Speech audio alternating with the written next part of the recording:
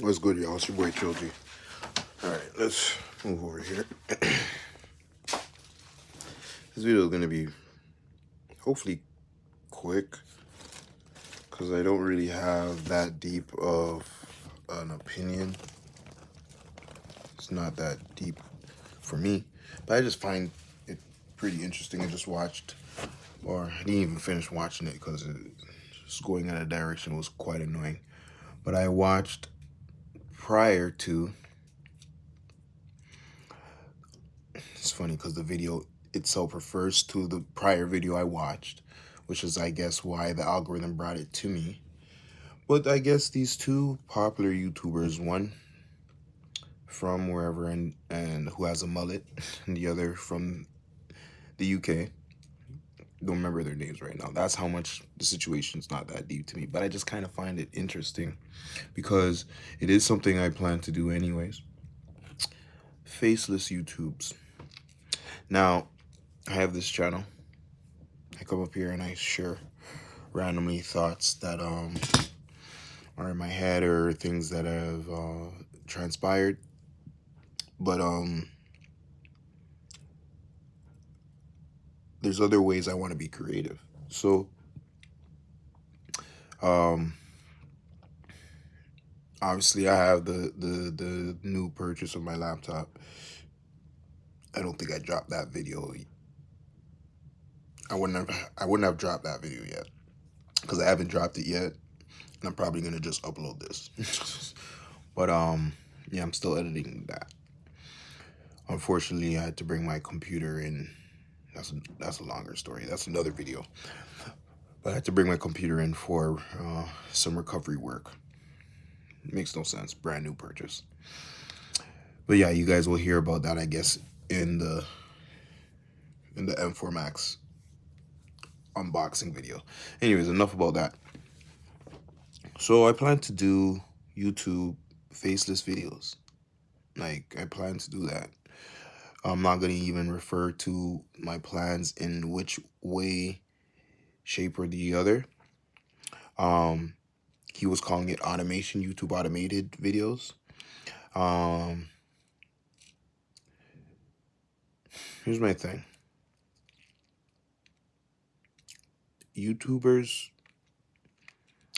are automated. That's why they would make money. Like, regardless of whether you're faceless or you're using your face, your process becomes automated. Whether you're the one editing physically or you're outsourcing or you have a team, the process is going to become automated. Your intro is going to become what it is. Your approach to speaking on topics or your approach to whatever your page is going to be what it is. Whether you're Mr. Beast, right? Or whether you're Nardward, your page is gonna reflect a thought process, your natural algorithm of being who you are as a being, as a human. It's just gonna represent itself in terms of some kind of automation. And the more you incorporate technology, is the more you are, by definition, automating your process. So you buy a camera so that you can always use that camera, and you follow the advice of whatever previous videographers. I guess you stole and copied off of that idea of using, those lenses and using the aperture this way or whatever the case may be, right?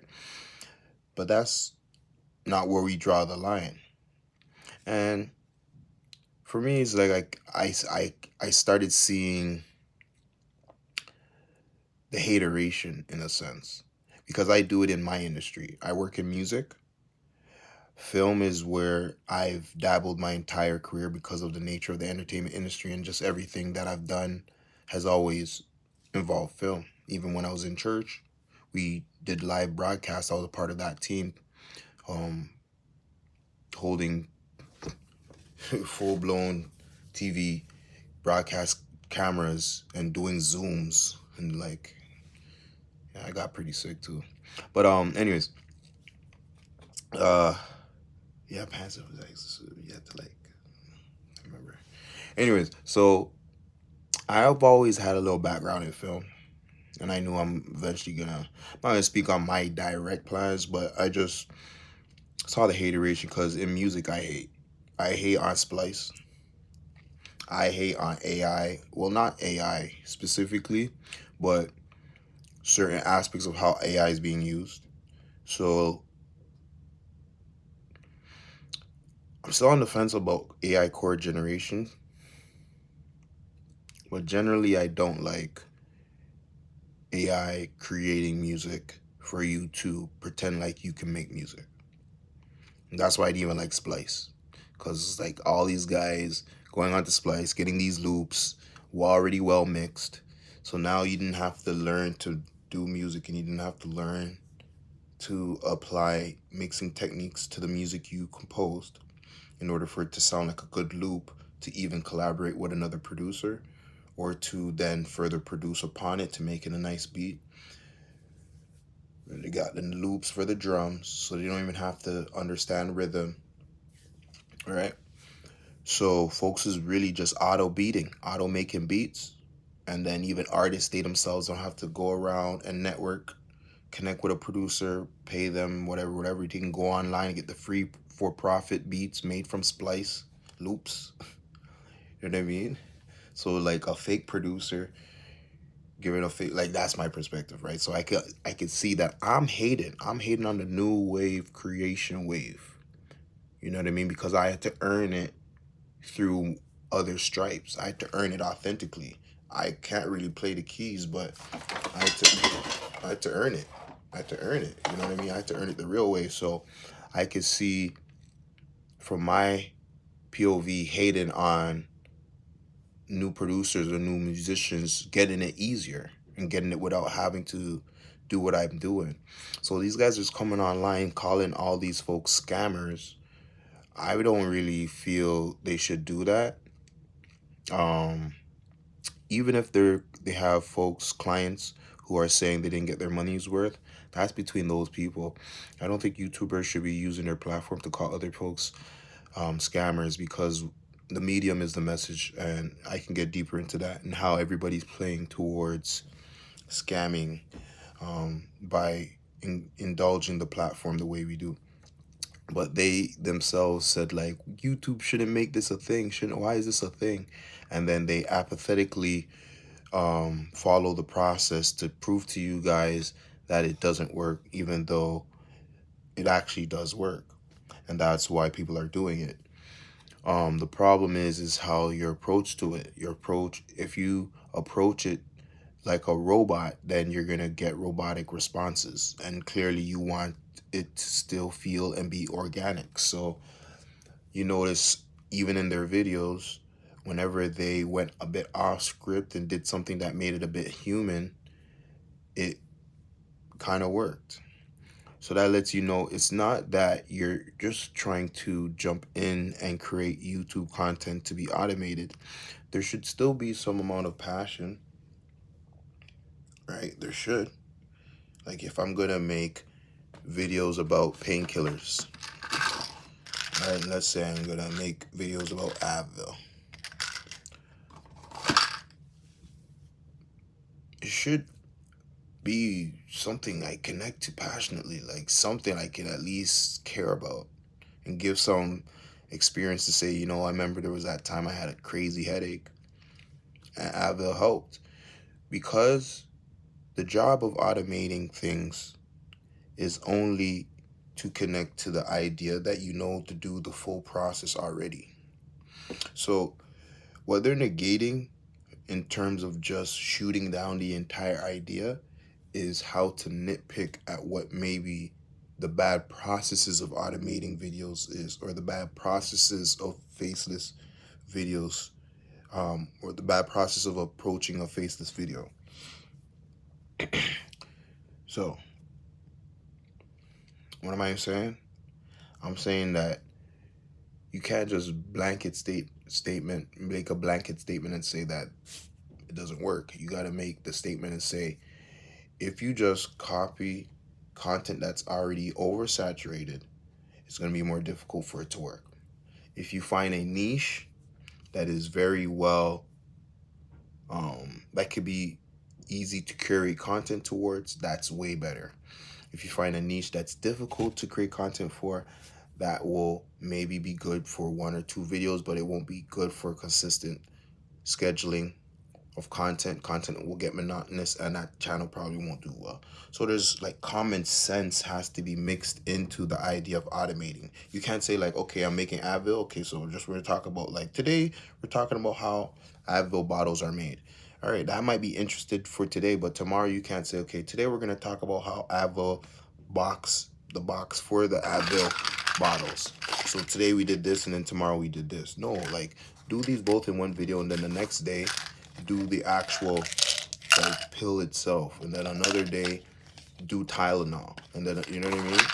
Like you yourself have to be organic about what would be interesting about that topic to create some kind of passionate timeline of dropping videos consistently.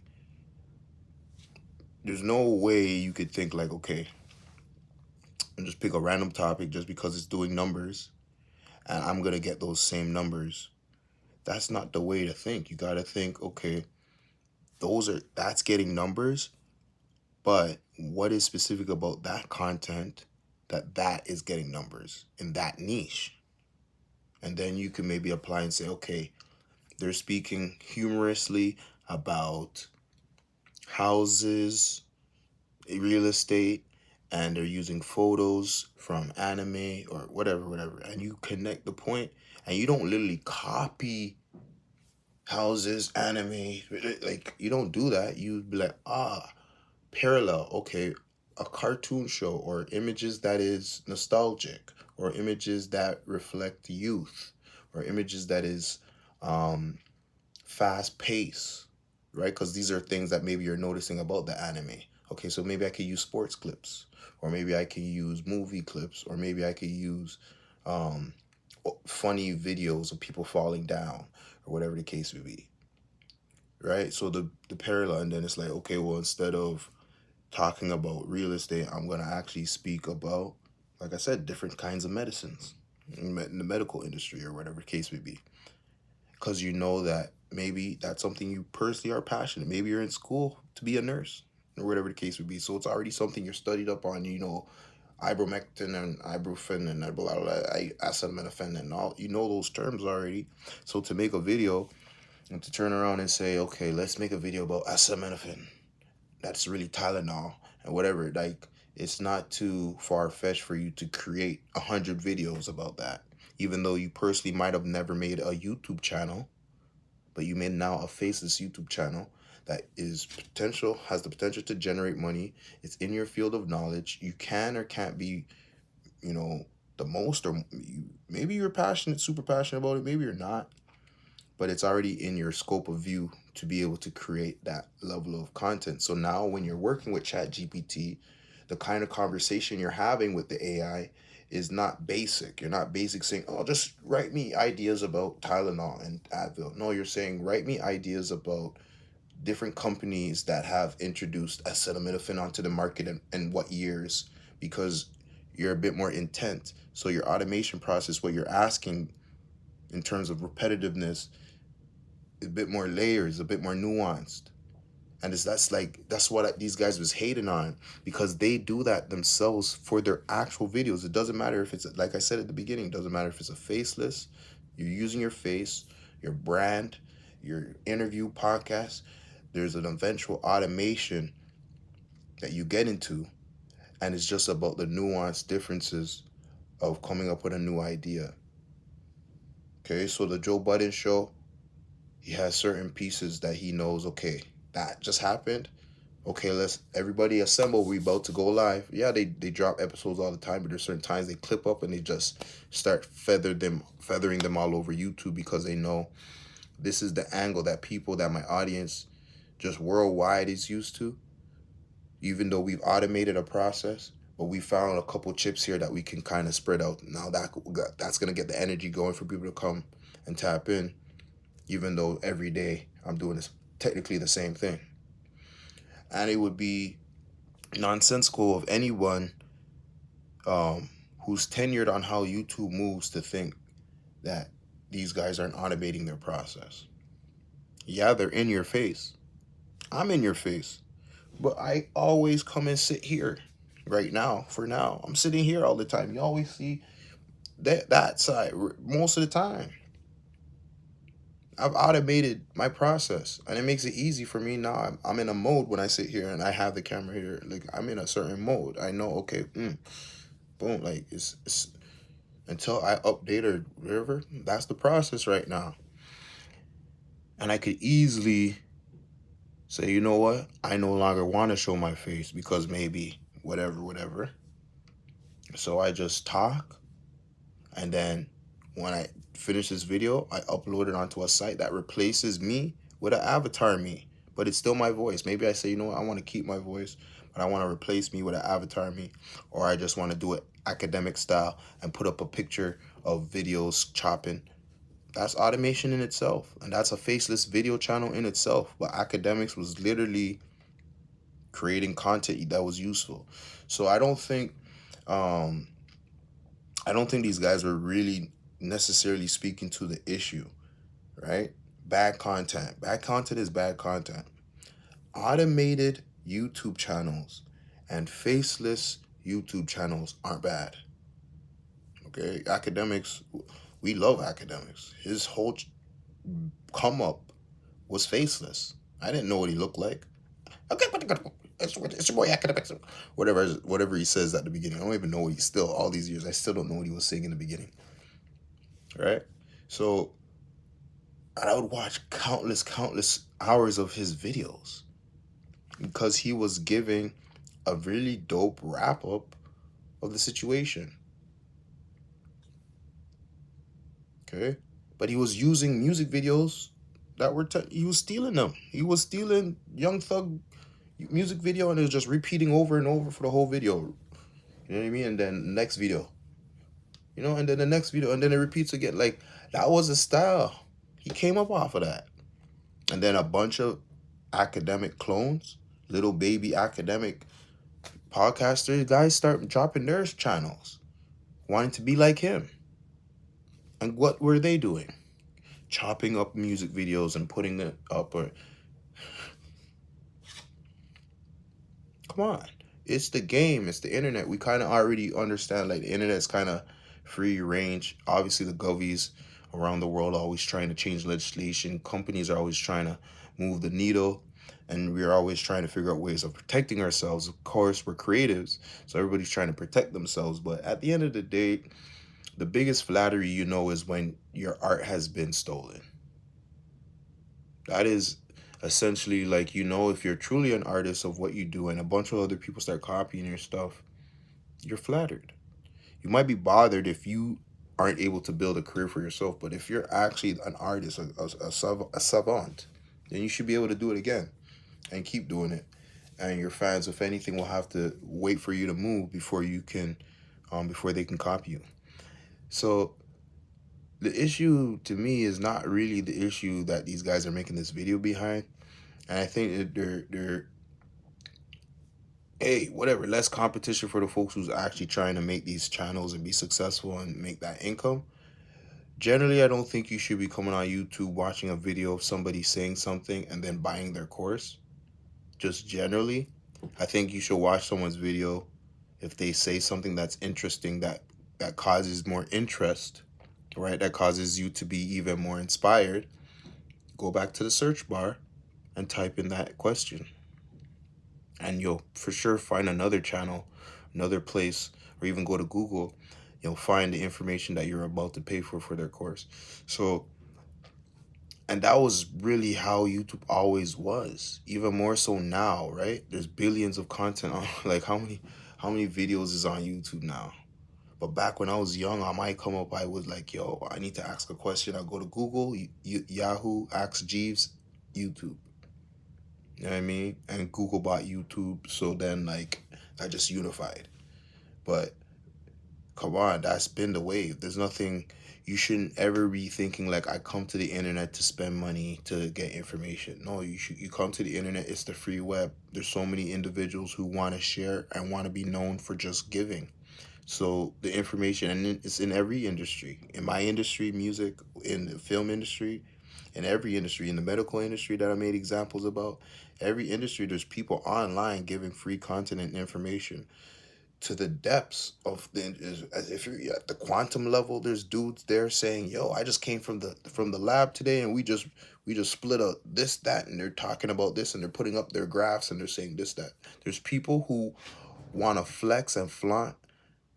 Just they're good already, like like they're good. They just want to come and flex experience and knowledge and wisdom, the fact that this is the life decision they made, and they're in that path. So YouTube is just saturated with that regardless. So you can easily always be able to come and search and find that information. So you shouldn't really be coming here and getting caught up on the guru stuff. So I definitely agree with them on that flex. Don't come and get caught up paying 10 bands up, 5 bands, 3 bands, 2 bands, $500, whatever it is, to a guru who's telling you information that's spiking your interest there. If you weren't already, if you okay, if you didn't already personally have that interest to learn something, and then you go down the rabbit hole of searching, you find a specific individual, they're educating you with the content, and then they say, look, I have this specific exclusive content. And you're like, that is the exclusive content I've been looking for, actually. And I search elsewhere and I don't find it. And they're like, exactly, it's that exclusive. That's what I'm going to have to charge you for. Then, by all means, then you understand what you're actually getting. You know that this is something that I've already been searching offline, online, in my city, out of my city, wherever. I've been looking for someone, and then, or maybe you see competition and their price is competitive, then by all means tap in with those gurus and spend your bread. But for me, I know every question that the guru is going to answer. I could just easily keep searching and find that answer myself. You know what I mean? It's just, do you trust yourself to find the truth? And most people don't. So they're more willing to trust other people if they give them the money, that they're hoping they tell them the truth. And we're seeing in 2025, that's not necessarily true anymore. All right, so I said I didn't want to make this video long. Clearly can't be making it as long as those guys' actual video, but it's just a response to their videos and the breakdown of the fact that I guess they were trying to scare people away. So I'm not gonna not scare you away from it. If you feel like, damn, this is a scam, don't do it. You know what I mean? But for folks who actually wanted to do it because maybe, like the guy said in his video, the British dude, he's like, yo, some folks just don't have the courage to go in front of the camera and speak. So this is their chance, their shot to still be a part of the YouTube community and not have to come on camera. Man, that's a low blow. You know what I mean? But for real, if that's your thing and you really just don't want to put your face out there, put your voice out there, but you have ideas, thoughts, and you want to automate, you want to have a conversation with ChatGPT to see how you can expand upon an idea or turn it into a script. You want to use Suno for music, or you want to use whatever this my brain be farting all the time when I come up to do these videos, but you want to use whatever of these tools, these AI tools, to help you create the content. We're in 2025. Okay, a lot of these guys got their come up in 2005. Well, not their come up, but they got put on to YouTube, the idea of YouTube. They're my age, right? We were all coming onto YouTube during that era, and YouTube was a different beast. The internet was a different beast. The idea of sharing content on the internet was a different thing. We're past that now. There's money in this. This thing is what it is. The beast is what it is. People are trying to feed themselves. Nobody who's already eating, making money should be talking about people who try to eat, making money. Make your money. Make it. A lot of your pages are going to fail. That's regardless of what you do in life. Not everybody makes it. You're going to go to university and school. You're going to see a bunch of people in first year Second year, they're not gonna. A bunch of them is not gonna be there. So a bunch of people gonna be making YouTube channels, faceless, and they're not gonna work. That's just how it goes. Not everything and everybody does works. Not everybody doing the same thing works. Not everybody who was playing basketball, went to college, is in the NBA or even in Euro leagues. Some of them are at McDonald's. Well, not McDonald's, but you get what I'm saying. So you guys have a blessed day. This is gonna be an interesting year. We could see already, but enjoy it.